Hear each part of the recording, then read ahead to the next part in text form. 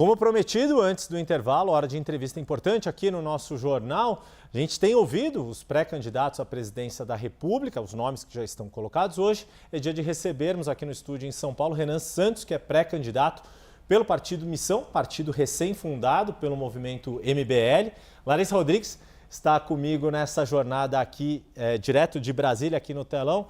Pré-candidato, vou chamá-lo assim, muito bem-vindo aqui, um prazer recebê-lo, como a gente tem tido essa oportunidade de ouvir os candidatos. Quero começar, já que estamos a 2 dias de uma semana, 2 dias depois de um evento político importantíssimo que aconteceu, dado o ineditismo, a rejeição de um nome indicado ao Supremo Tribunal Federal, e com essa perspectiva de que, eventualmente, esta vaga que foi deixada por Luiz Roberto Barroso só seja preenchida quando um novo presidente for escolhido. Então, quero ouvi-lo sobre este assunto. Se o senhor tem alguns nomes já pensados de quais são juristas adequados para serem indicados ao Supremo Tribunal Federal, ou se não os próprios nomes, perfis que o senhor considera mais adequados para serem submetidos à sabatina e aprovação do Senado Federal. Maravilhoso, é realmente uma pergunta pertinente diante da bomba atômica política da última semana. Primeiro, muito obrigado pela oportunidade de estar aqui com você, Yuri, com a Larissa, com todo mundo, todos os espectadores da CNN, uma honra. E sendo direto na resposta, nós precisamos de um perfil legalista, que não defenda os princípios conhecidos como neoconstitucionalistas, que é o que o próprio Barroso defendia, que é a ideia de que o ministro do Supremo tem que inovar, né? Sair da linha de ser um jurista que analisa a Constituição e criar leis a partir das suas decisões. Isso criou boa parte das distorções que a gente vê na relação entre judiciário e legislativo. Então, figuras que defendem uma perspectiva clássica por parte do judiciário é o básico, sem escritórios de familiares ligados a eles, sem vontade de participar do debate público, altamente discretos, nenhuma vaidade, nenhuma vontade de aparecer em redes sociais. Isso já é uma base, e obviamente um passado ilibado. Isso é a base para alguém participar de uma Suprema Corte minimamente saudável. No mundo todo, as Supremas Cortes, elas são caladas, desconhecidas, quase ninguém sabe o nome dos ministros dessas Supremas Cortes. No Brasil, as pessoas sabem quem são os 11 ministros do STF, mas não sabem quem são os 11 que vão jogar a Copa do Mundo. É sintomático num país que está doente. Pois é, talvez hoje em dia até o Carlo Ancelotti saiba quem são os 11 Eu tenho certeza. do Supremo e ainda está definindo ali o seu... Mas, Lari, antes só de passar a palavra para você, deixa eu só perguntar mais uma coisa aqui para o pré-candidato, para o Renan, porque diante do que aconteceu, também a gente percebeu um protagonismo não só do judiciário, que você já apontou como uma crítica, que o senhor já apontou como crítica, mas do próprio Senado. E aí, qual é, na sua avaliação, o cenário que o próximo presidente, seja ele quem for, vai encontrar na hora de fazer as indicações? Porque além desta vaga, há a previsão de pelo menos outras 3 de ministros que vão atingir a idade de aposentadoria. Luiz Fux, Carmen Lúcia e Gilmar Mendes. Como é que, na sua avaliação, vai ser vai se exigir do futuro presidente articulação política para trilhar um caminho viável para aprovação, porque no fim das contas é disso que se trata, indicar um nome que tenha a viabilidade de ser aprovado pelo Senado que for eleito em outubro deste ano. Yuri, a gente tem uma guerra institucional.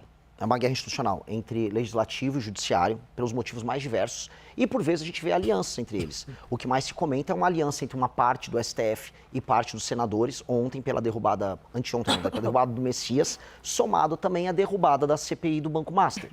Tá? A CPI do Banco Master, ela seria na prática um problema para ministros do STF e para membros do Senado. Basta ver que o Alcolumbre ele está envolvido, a começar pelo barrigão dele, com o escândalo do Master.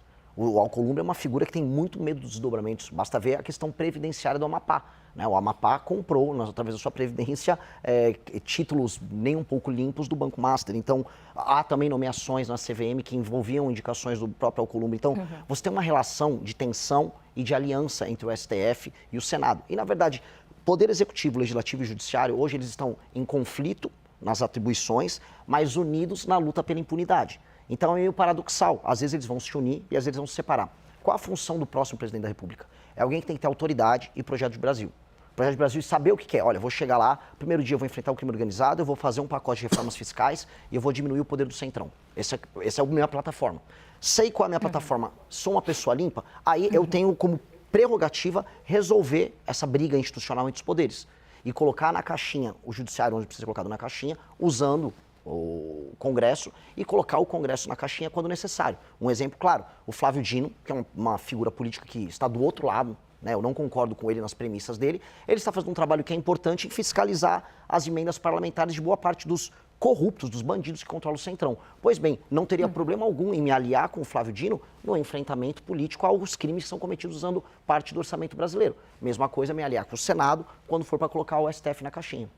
Larissa Rodrigues, o pré-candidato Renan Santos te escuta aqui. Tudo bem, pré-candidato? Boa tarde, obrigada por aceitar nosso convite.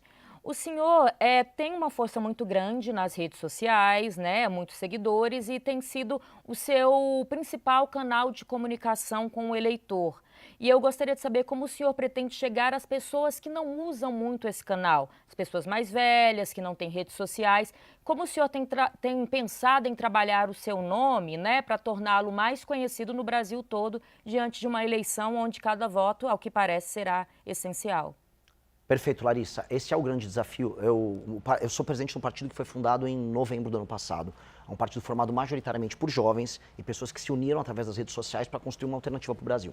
Isso é o meu partido, isso é uma missão. O que nós pudemos fazer até agora? Eu convenci os mais jovens, ou seja, as pessoas que nos acompanham, a nos ouvir e a apoiar o projeto. E aí a pesquisa Atlas me coloca já com quase 24% entre o público de 16 a 24 anos, em alguns cenários com 11 a 14, no público de 25 a 35. Ou seja, é uma força muito grande. No recorte homens desse público de 16 a 24, eu estou em primeiro nas pesquisas. Então é um sintoma, isso está funcionando. Quem não me conhece, de fato, as pessoas mais velhas e uma parte importante do público feminino. O que eu já estou fazendo, que está começando a quebrar esse problema, é um trabalho extenuante de rodar o Brasil de carro e passar em todas as cidades que eu puder e em todas as rádios ser sabatinado igual eu estou fazendo aqui na CNN. Então, quando eu vou numa rádio no interior do Maranhão, no interior do Ceará, no interior de Santa Catarina, eu topo ouvir todas as perguntas, sou muito claro, sou muito aberto, sou muito honesto e apresento minhas propostas. É o que acontece. Naquela comunidade, pessoas mais velhas têm o primeiro contato comigo e aí elas vão me seguir nas redes sociais e a gente começa esse ciclo. Então, eu sou muito confiante em ser escrutinado e sabatinado pela imprensa, e não importa se a imprensa é um veículo grande nacional como a CNN, como um veículo pequeno numa cidade do interior do Maranhão. Eu acho que respeitar esse papel da imprensa vai fazer com que eu seja conhecido pelos mais velhos, e aí eu vou aos poucos quebrando essa barreira.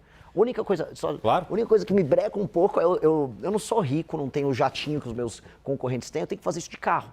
Então eu furei pneu no Maranhão, é uma aventura meio que um rally, conhecer o interior do Brasil. E aí eu não tenho a mesma velocidade, eu poderia estar alcançando isso se eu tivesse dinheiro há 1, 2 meses atrás, os números que eu bati na Atlas, né?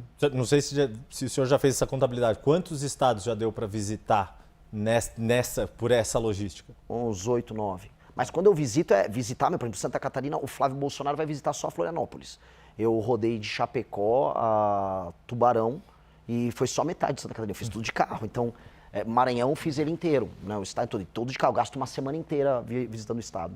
A questão da Larissa e a sua resposta me chama a atenção, ou me faz aqui colocar uma outra questão que eu queria ouvi-lo.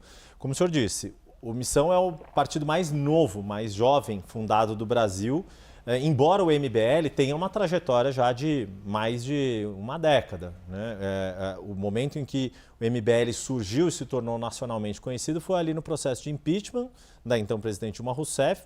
Tiveram um papel crucial, inclusive com articulação, na época, com o então presidente da Câmara, Eduardo Cunha, que era quem tinha que assinar a abertura do processo, etc. A fundação do partido, ela era essencial para ter uma candidatura como a sua, ou queria entender o que são as semelhanças e diferenças da atuação do MBL com Missão. É claro que a questão ideológica, né, isso é igual, mas o que muda numa atuação de um movimento social, de redes sociais, como o senhor já explicou, e passa a ser no CNPJ partido. Tem uma série de outras questões, obrigações, deveres. E quais são os objetivos do Missão? Crescer igual os demais partidos, no sentido de poder ter acesso a fundo partidário, tempo de campanha na televisão, ter essa participação institucionalizada como os demais partidos? Yuri, eu vou responder usando o exemplo disso aqui que está na nossa mão, o celular. O público da CNN é um público qualificado, tá? Então há muitos empresários que vão entender. A Apple, que é o exemplo que eu coloquei aqui, ela sempre trabalhou a ideia de fazer o software e o hardware. Então, elas fazem o sistema operacional do computador e dos celulares e o celular em si. E quando você coloca o sistema operacional junto com a máquina, o funcionamento é melhor, há uma elegância de design, tudo é melhor para a experiência do usuário.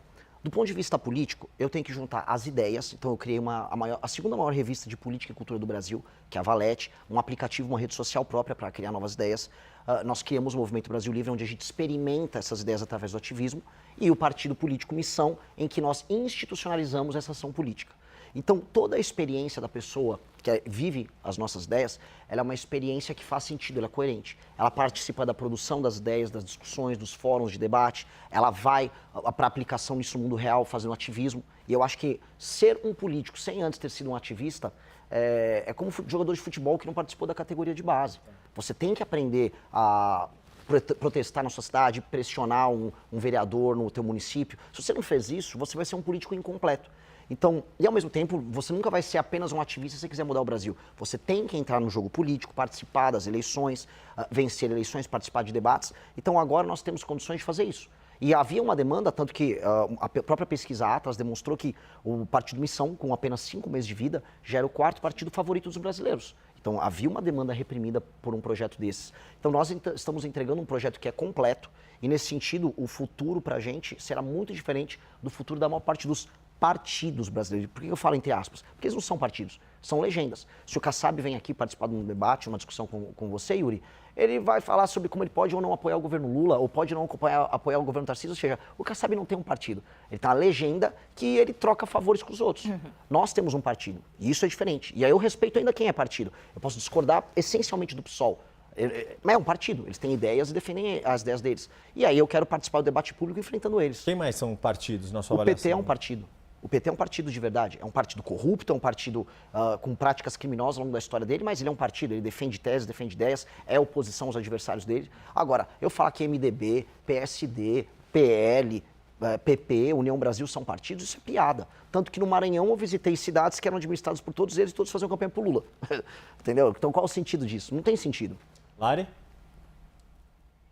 Pré-candidato, a gente estava aqui, abrimos, né, as nossas perguntas sobre as pautas do dia a dia. Eu queria voltar um pouquinho nesse assunto. Principalmente a pauta que deve dominar os próximos dias, até as eleições, que tem sido uma bandeira do Palácio do Planalto, ali dentro do Congresso Nacional também, que é o fim da escala 6x1. Eu gostaria de saber qual a opinião do senhor, né, enquanto pré-candidato, se tem partes que lhe agrada ou não, e como tem sido aconselhado também os deputados e senadores, não necessariamente do partido, que é um partido novo, mas que, né, do antigo MBL, que andam junto com o senhor nessa esfera política, digamos assim. Eu não fujo de perguntas dessa, e eu digo isso porque eu fico vendo o meu concorrente no campo da direita, o Flávio Bolsonaro, avisar que ele não tem nenhuma posição sobre nada em termos econômicos, né? E lógico, ele tem medo de perder voto e isso trai o eleitor dele. O Flávio Bolsonaro não tem coragem de falar sobre isso. Nós somos contra essa alteração à lei e eu aviso para o trabalhador que está assistindo essa entrevista, você está sendo enganado. A discussão não é se você vai trabalhar mais ou menos recebendo o mesmo dinheiro. A discussão é se vai passar um projeto e aí você não terá mais o seu emprego. É basicamente isso. Porque nós já temos um país que está fora das cadeias globais de produção. Ou seja, as empresas brasileiras estão sendo tiradas dos processos internacionais de fazer um carro, de fazer um equipamento para um celular. A gente está ficando isolado e estamos primarizando a economia. Ou seja, a gente está vendendo soja, minério de ferro. Nós estamos ficando um país com empregos que pagam menos. Em vez de a gente gerar mais produtividade e capacidade de competir com o mundo, nós diminuímos isso. Então, nossos juros é super alto, a gente cobra um monte de imposto e a gente ilude o trabalhador. Olha, você pode trabalhar menos e ganhar a mesma coisa. Eu vou avisar o trabalhador. É mentira. É mentira. Estão te enganando, estão te enrolando. O Lula está fazendo isso. Igual ele falou que a taxa da blusinha não ia aumentar o preço das mercadorias, só para ele ganhar o voto, te iludindo na eleição e vencer a eleição. E a direita, que deveria ser corajosa, fazer oposição, não tem coragem de enfrentar. Aí, muito provavelmente, eles vão votar favorável, ainda vão avisar assim, olha, não caímos no truque do PT. Só que milhões de pessoas podem perder emprego, empresas brasileiras podem perder competitividade, o empresário brasileiro perde força, mas em compensação a direita não caiu no truque da esquerda. Eu não consigo acreditar nisso. Eu não consigo acreditar numa política que não seja, assim, brutalmente honesta e sincera. Então eu posso perder votos com o que eu estou falando aqui, mas eu prefiro perder o voto, falando a verdade, do que ganhar o voto e depois eu ter que fingir que eu meti o louco no período eleitoral. Eu não acredito nisso. Isso me remete a uma comparação que o senhor mesmo já fez com Javier Milei, com o que foi a campanha dele na Argentina e o que tem sido o governo dele, a forma dele de governar. O quanto que um governo Renan Santos seria uma versão brasileira de Javier Milei, o O que o senhor admira e o que o senhor faria melhor do que Javier Milei tem feito na Argentina? É uma grande pergunta, Yuri, porque ele pegou um país quebrado e um país sem esperança.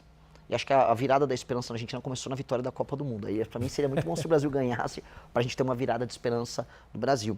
E o Milei, ele assume o país, né, nesse momento estranho, e durante o período eleitoral, ele fez o que eu acabei de fazer agora. Ele avisou, olha, eu vou fazer reformas que muitas pessoas vão dizer que são impossíveis de se fazer, que vai fazer as pessoas sofrerem, e sim, no começo vai ser difícil, mas eu prometo que no médio prazo, longo prazo, vocês vão ver a diferença. Eu vou fazer justiça através dessas reformas.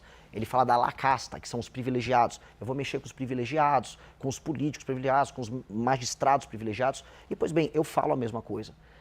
Há uma tradição, porque, assim, eu também quero avisar o eleitor, a pessoa que está nos assistindo agora. Os políticos não fazem propostas, eles falam com os marqueteiros deles e os marqueteiros avisam o que é popular de se falar no meio de uma câmera. E aí ele não vai falar, por exemplo, de uma PEC que nós já protocolamos, que altera o regime fiscal brasileiro, que é uma PEC que faz novamente uma reforma da Previdência, porque vai precisar mexer. Nós já protocolamos, desculpa, só para explicar aqui para quem está nos vendo, pelo deputado Kim Kataguiri, que é o atual deputado que o Missão tem, foi eleito na época pelo União Brasil, né? Exato. E pôde migrar para o Missão agora. Então ele protocolou, exatamente, essa é uma PEC que altera o regime previdenciário e assim, quem falar para você que não vai fazer reforma nisso está mentindo, que altera as indexações e as vinculações, que são temas muito difíceis de explicar, acho que a gente nem tem tempo de explicar aqui, mas que são temas que vão ter uma resposta muito forte da esquerda e dos sindicatos. E aí todo político vai falar com o seu marqueteiro e vai falar, não, isso é impopular. O Milei falou na Argentina, olha, eu vou comprar briga. E eu falo a mesma coisa, nós precisamos comprar essa briga e quem fugir da discussão está mentindo. Mas o que eu aviso também, vou comprar a briga, pode soar difícil no começo, mas depois de um ano eu vou poder trabalhar nas alíquotas dos impostos e eu vou poder trabalhar na queda dos juros. E aí o seu dinheiro vai valer mais e o produto vai custar menos. Aí você vai sentir que você está ganhando mais dinheiro, você vai ter mais capacidade de pagar suas contas e de viver melhor. O que eu aviso é o brasileiro, né, o corpo da economia brasileira é um corpo doente. E você não vai resolver um corpo que está doente dando sorvete para ele. O Lula ficou oferecendo sorvete para o corpo doente. Toma agora um Vale Gás, toma uma energia elétrica. E o Flávio, ele não fala nada. Não vou falar nada, tá, doente? Eu vou ficar quieto porque uma hora você vai sair andando. Dica, não vai sair andando, o corpo vai morrer e eu vou ter que dar um remédio muito amargo. Mas depois do remédio amargo, o corpo vai voltar a funcionar. Larissa? Pré-candidato, eu queria entrar em alguns assuntos que também têm sido pauta, principalmente no Congresso Nacional, e que eu tenho visto alguns posicionamentos do senhor nas redes sociais. Eu queria saber a opinião do senhor, por exemplo, sobre o PL da misoginia e outros textos também que nos últimos tempos têm focado em tentar evitar a violência contra a mulher, que tem sido crescente no nosso país.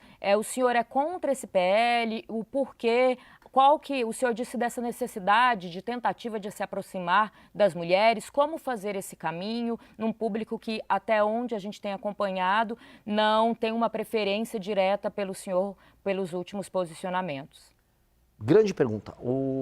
Veja, quando eu rodei o interior do Maranhão, quando eu rodei o interior do Ceará, fui em cidades tomadas pelo Comando Vermelho, quando eu fui no Rio de Janeiro, absolutamente nenhuma mulher me parou para falar que estava muito preocupada com o avanço da misoginia em redes sociais. Elas estavam preocupadas que o filho dela estava sendo assaltado, que a filha dela estava sendo assaltada, que ela estava sendo assaltada. Falou, por favor, acaba com esses bandidos. Inclusive, as pesquisas demonstram que há uma preocupação com a violência, ela é enorme. Está sempre violência e corrupção dentre as maiores preocupações do brasileiro. Ela também está preocupada se a escola que o filho dela está estudando está alimentando bem a criança, e se a criança está aprendendo, e se ela vai ter um transporte bom para ir e voltar do trabalho dela, porque essa mulher, em geral, uma mãe solteira, cujo pai, em muitos casos, não paga a pensão e ela é obrigada a cuidar da vida. Essas são preocupações materiais e concretas.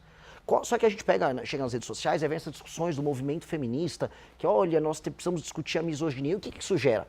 Perseguição a pensamento diferente em redes sociais, ou como eu vi num concorrente de vocês na televisão, algumas especialistas falando que se um homem interromper uma mulher num ambiente de trabalho, isso é misoginia. Pois bem, sendo misoginia, isso seria equiparado à injúria racial, crime inafiançável. Então nós começaremos a ter, vamos dizer, empresas se preocupando em talvez não contratar mulheres, pessoas evitando relacionamentos pessoais e relacionamentos amorosos com medo de uma criminalização das relações. Então, em vez de a gente focar no que realmente interessa às mulheres, nós criamos espantalhos e ficamos focados nesses espantalhos. Eu não consigo acreditar nisso. E aí eu vejo, né, a esquerda interessada em obter votos, fazendo demonstração de virtude no Congresso. Agora vai acabar a misoginia. E a direita covarde votando junto com medo de perder voto entre as mulheres. Eu volto para a minha mesma posição para esse caso 6x1. Quer ajudar as mulheres a não serem alvo de violência? Vamos aumentar as penas para qualquer crime violento contra a mulher. O marido bateu na mulher, vamos aumentar a pena porque a pena não está alta. Pai que não paga a pensão, e isso é assim, a típica família brasileira, uma mãe solteira com um cara que está evitando pagar a pensão. Pai que não paga a pensão, as penas têm que ser muito altas, até porque às vezes ele vai preso e aí tem a remissão da dívida. Tem que pagar e tem que ser preso porque botou o filho no mundo, tem que cuidar. Inclusive, é legal a gente estender um pouco essa pergunta. Há um estudo da FGV de 2007 que mostra que os rapazes que cometem crime no Brasil são filhos de famílias que não têm a presença paterna. Ou seja, o pai não está presente com essa criança, ainda gera um menino que acaba sendo disfuncional e acaba cometendo crimes violentos, perpetuando um ciclo de violência.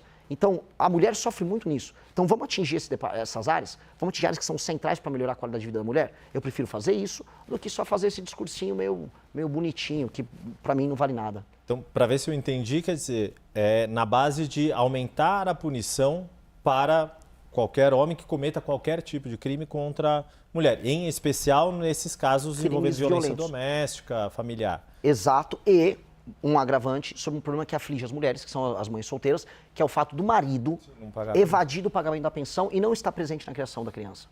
Isso é um problema social gigantesco. Eu volto a colocar, isso é a base do nosso problema de violência. A gente fala, como resolver a segurança pública? Tem que botar a polícia, tem que destruir as facções? Tem. Só que quem é a força de reposição, quem é a mão de obra barata que o crime vai buscar? É um menino que quase sempre tem um pai ausente. Vulnerável, não tem um exemplo masculino.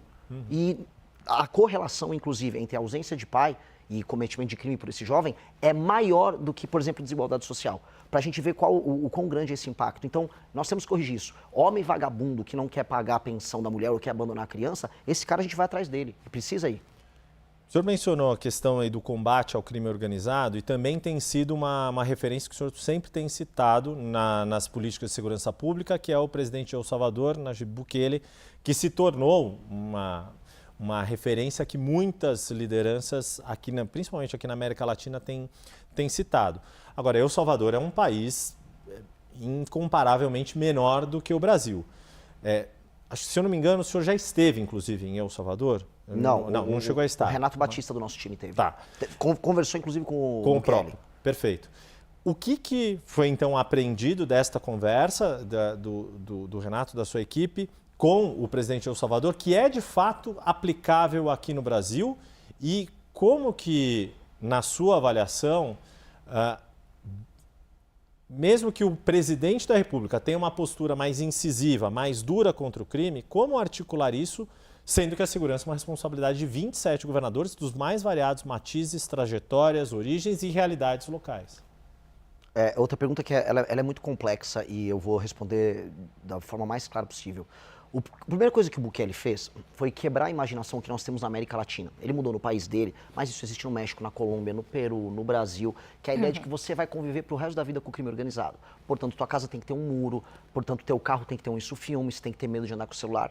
A América Latina aceitou que ela é controlada pelo crime. Então, a primeira coisa que ele mudou foi, não, eu posso destruir isso. E a gente ouve sempre dos especialistas, é impossível destruir, não dá, olha, temos que conviver, nós temos que aceitar que o Oruan vai fazer uma música, vai tocar no Spotify, o filho do Marcinho VP, e o filho do Marcola também agora é artista. Então, a negação dessa aceitação, ou seja, a mudança na cabeça das pessoas, foi a primeira coisa que ele fez. E ele gerou o resultado. Ele aumentou as penas, ele colocou algo que é permitido na Constituição de El Salvador, que é um estado de exceção, que permitia que a polícia e as Forças Armadas agissem de maneira enfática. Ele tratou as facções criminosas como organismos anômalos, como terroristas, ou seja, ele teve uma lei especial, criou o famoso Secote, que custou coisa de 500 milhões de reais, fazendo a conversão, que é um super presídio lá em El Salvador, e aí ele destruiu eles e hoje El Salvador é um lugar muito, mas muito seguro. Outras nações, por exemplo, no leste asiático, apresentam também leis muito duras contra o crime organizado e apresentam, a despeito de terem sido pobres há muito tempo, qualidade de vida e números ligados a homicídios e roubo muito menores do que o Brasil. Então, ir por esse caminho, e eu posso falar de nações maiores do que El Salvador, eu posso falar da China, que é gigantesca, que apresenta, vamos dizer, leis penais quase tão duras quanto El Salvador, num estado de exceção, mostram que a gente tem esse caminho de enfrentamento. A questão é que a gente simplesmente não está tentando. E nós temos que tentar, porque nós temos que parar de aceitar que nós temos que esconder o celular quando a gente anda na rua, que uma mulher tem que ter medo de sair do ônibus e chegar até a casa dela. A gente não tem que ter medo de nada. Assim como nós temos que tirar da nossa cabeça a ideia de que cidades têm que ter favelas. que a favela faz parte da nossa personalidade, que a pobreza faz parte da nossa identidade, que nós temos que ter, sei lá, um pé de meia para a criança ir para a escola. Isso é tudo loucura. E a gente aceitou que a gente tem que viver uma vida de louco. Então, nós temos que endereçar essas grandes questões com a mesma missão que o Bukele entrou. Eu vou acabar com o crime organizado, com as medidas duras que ele adotou e com a nossa capacidade bélica, nós temos através das polícias e da inteligência com COAF e Polícia Federal. Nós temos que endereçar a questão dos investimentos estatais para acabar com a favela, que é o lugar em que o crime, infelizmente, domina as pessoas. A gente está falando de praticamente 50 milhões de pessoas que vivem sob a interferência direta do crime organizado.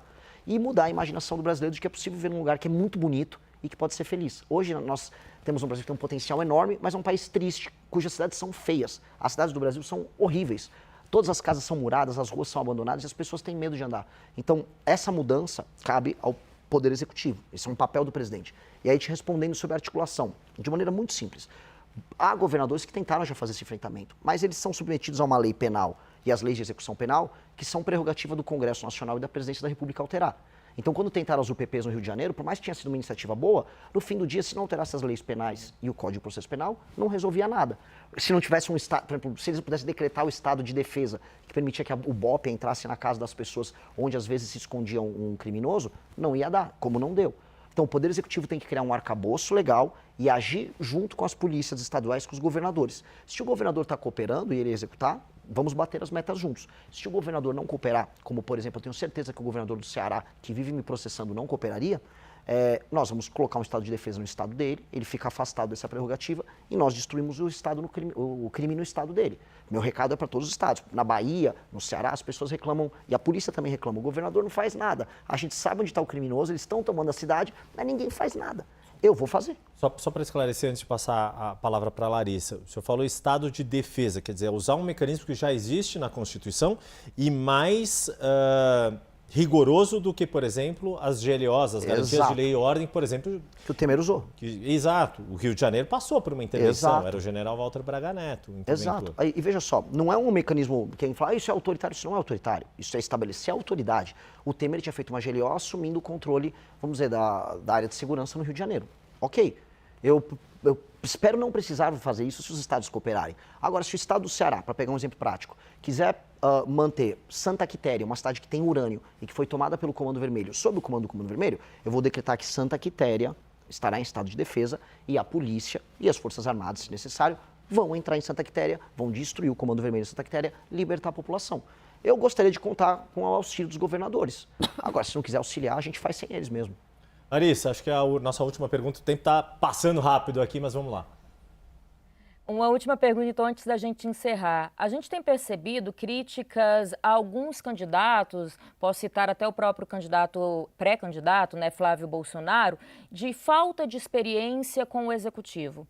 O senhor não tem nenhuma experiência política em cargos eletivos. O senhor acha que isso seria um problema tanto para elegê-lo quanto, se caso isso acontecesse, essa falta de experiência?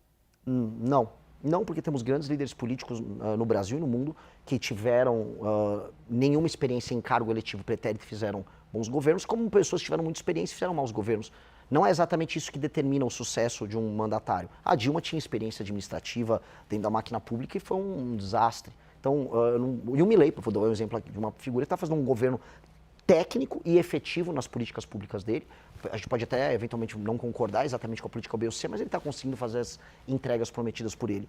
E uma coisa que me torna diferente dos demais eu não tive cargo eletivo, mas eu faço política de maneira efetiva há muitos anos. Por exemplo, o Zema hoje foi num podcast e falou, eu tenho mais experiência que o Renan. Veja, quando ele concorreu para o governador, ele não tinha experiência nenhuma e ele fica fazendo campanha falando que ele é um empresário e não um político. Pois bem, eu sou político sem precisar de mandato. Há mais de 12 anos, eu liderei o impeachment de Dilma Rousseff, como o Yuri bem observou, não só nas ruas, mas no parlamento, organizando o comitê do impeachment no parlamento. Montei um partido político, coisa que o Bolsonaro não conseguiu, e lidero inúmeros parlamentares ao redor do Brasil que têm um desempenho político muito acima da média. O melhor parlamentar do Brasil é o deputado Kim Kataguiri, altamente efetivo, que interfere na política brasileira, sendo parte de um grupo que, em última instância, é presidido por mim. Então, eu tenho experiência política verdadeira e eu tenho algo que políticos que têm experiência não têm, que é coragem. Eu topo perder voto, perder seguidor, perder doador, em nome do que eu acredito, que é uma questão de integridade. E essa integridade é o que um homem público precisa. É o que a famosa ética da responsabilidade, que o Max Weber tanto fala. Nós precisamos ter isso no mandato. E eu faço isso quando sendo presidente do MBL. Se eu, enquanto líder, eu enganar as pessoas, falar que vou fazer uma proposta, mas não entregar ela no final, ou falar que não vou fazer algo e entregar, como será o pacote fiscal que todos terão que fazer, caso ganhe a eleição, eu me torno um mentiroso. E eu não vou ser esse mentiroso. Eu vou ser brutalmente honesto. E sendo honesto, tendo proposta e sendo um bom líder, eu serei um bom presidente. Olha, impressionante. Acabaram de me falar, deu o nosso tempo, tua fala, se tiver, parece que falaram no teu ponto e não no meu. Renan Santos, quero agradecer demais a tua participação conosco, aqui agradecer Larissa Rodrigues também, e certamente ainda vamos conversar, a gente está num período ainda de pré-campanha, por isso chamamos de pré-candidato, que está colocando o nome à disputa pelo Missão, partido recém-fundado. Até a próxima, muito obrigado. Muito obrigado, foi uma honra. Obrigado a todos. Obrigado mais uma vez, Larissa Rodrigues. Gostou do corte? Então deixa o like, se inscreva no canal e larga ele nos seus amigos. Boas ideias precisam ser espalhadas. Te vejo no próximo vídeo.